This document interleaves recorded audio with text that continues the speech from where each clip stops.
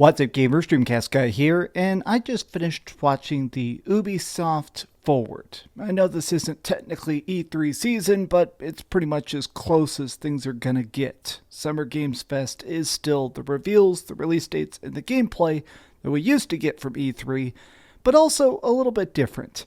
Ubisoft Forward this year was pretty decent. I think it was filled with the typical filler and mobile game crap that I personally despise, but let's talk about the goods and the bads. What's up, gamers? DreamcastGuy here. Hi, hope you're having a great day. If you could like this video and subscribe if you haven't already. So of course they started this thing off the way they start off all of their E3 style presentations with a Just Dance dance routine. Now, this was as cringy as it always is. People very badly trying to boogie down, and even as a person with absolutely no rhythm, it looked pretty bad to watch this unfold on stage. But thankfully, they went on to an actually interesting project directly after this, which was Avatar's Frontiers of Pandora. So the Avatar game is actually real.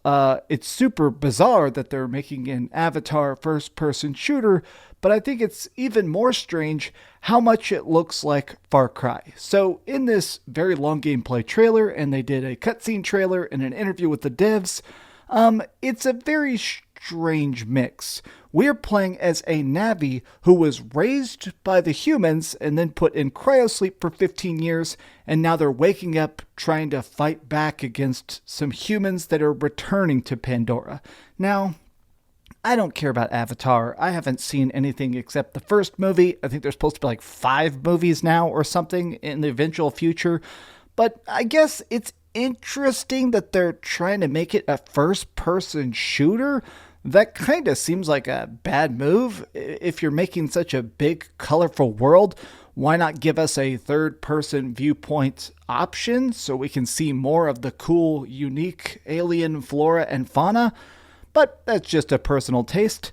Next up, we got a bunch of cell phone games. Let's just rush through all the mobile games at once, shall we? Okay, so we got a X Defiant, which I guess is like a free-to-play, some sort of weird gobbledygook shooter. I think maybe that's on consoles, PC, and phones. Then we got the announcement of an Assassin's Creed mobile game and a trailer for that, which was pretty dang bad, and then a Division mobile game. So yeah, pretty much every franchise that already exists and makes at least decent profit for Ubisoft is now getting a cell phone game spin-off.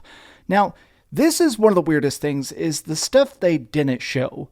Beyond Good and Evil 2 still didn't show up. Skull and Bones was there, but we didn't get any additional gameplay or talk about it. They just had some people come out, sing a sea shanty, and then announce that they're having an upcoming beta, which I guess I'm going to try and participate in just so I can actually see what this game is about.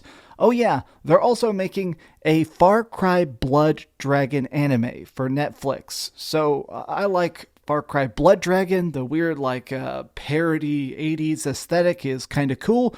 This is bizarre. It is being made by the people that worked on the Castlevania TV show, so it's probably going to be at least half decent.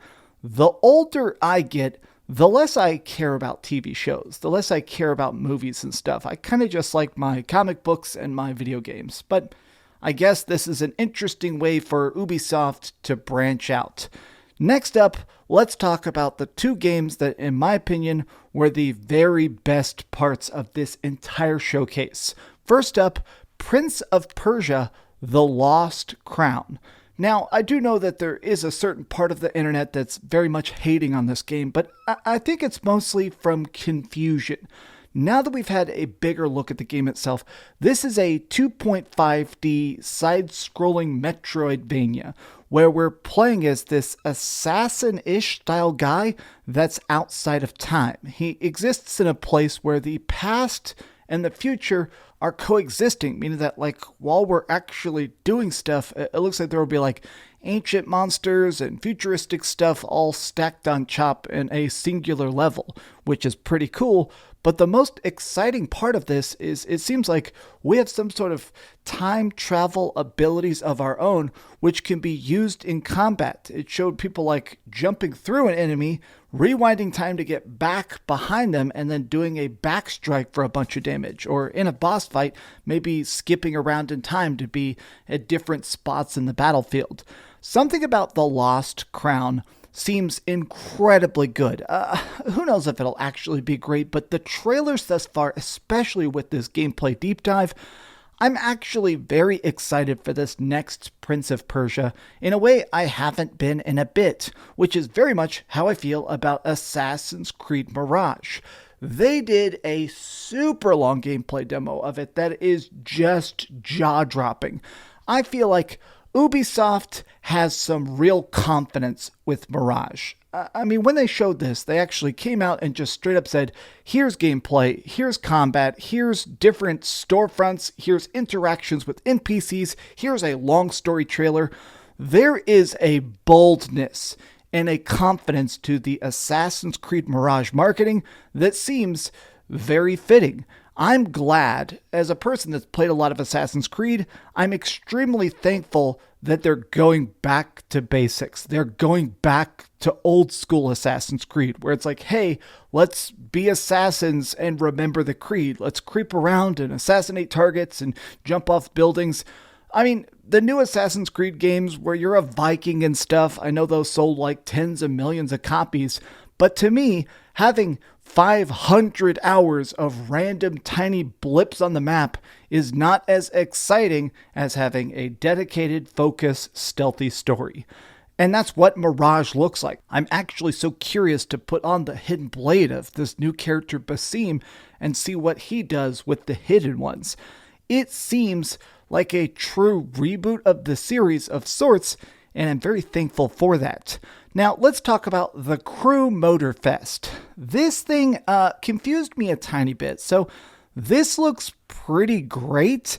I liked the last Crew game, Crew 2, a little bit. The biggest issue I had with Crew 2 was that you didn't just drive cars. They're like big racing MMORPGs where you actually drive around maps, participate in events, build lobbies with your friends and stuff like that. But the Crew 2 was too ambitious. I mean, they actually had us flying planes and driving jet skis and stuff like that. It was too much. It lacked focus. Whereas the Crew Motorfest is going back to just driving cool cars. It takes place in Hawaii, and this time around we're actually going to be, just cruising around doing stuff on ATVs in the mud and off-roading with Lamborghinis and stuff. I mean, I'm not sure how that game's going to really turn out because the Crew 2 was, if I remember correctly, completely chock full of microtransactions. But as it stands, I'm certainly mentally invested in it, more so than some of this other stuff they revealed, like Assassin's Creed VR. Ubisoft is still in that weird phase where they make money. They're definitely a big profitable company, but they throw such a wide net. They're always just buckshotting 8 billion tiny ideas on top of their 16 different franchises. It's like, oh, here's an anime, here's a TV show, here's DLC, here's the season pass, here's For Honor, here's The Division. I kind of like when they just focus on good gameplay. Now, the closeout was a 10-minute long demo for Star Wars Outlaws. Now, I have talked about this in the past, but I don't really like Star Wars. I used to in the past a bit, but I'm just so burnt out on Star Wars.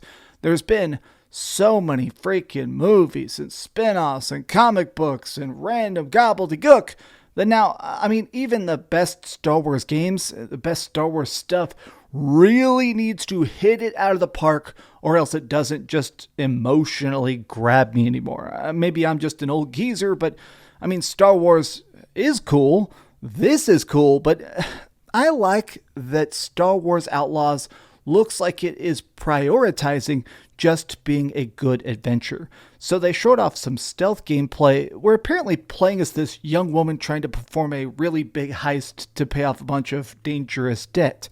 And while it is a third-person shooter with a lot of space travel and exploration, I was most gripped when it showed her just creeping around in like disgusting hives of scum and villainy, and really kind of absorbing that rarely approached fear, that tension to Star Wars. I think what kind of bores me most with a lot of the Star Wars stuff is how whimsical it's trying to be.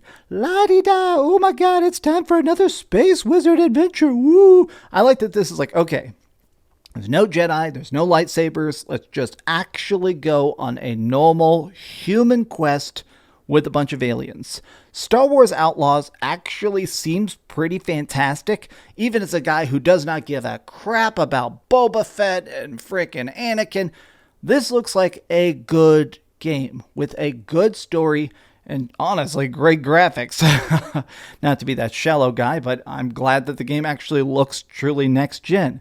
We'll see how it turns out, but overall, I think I had fun watching the Ubisoft Forward. I mean, who knows how good these games will truly turn out. Ubisoft sometimes does the rug pull where they announce something cool and then it sucks eggs, but as it stands, I give it a thumbs up. What did you guys think about the Ubisoft Forward? And how are you feeling about E3 season in general? Not E3 season definitely is continuing to grind.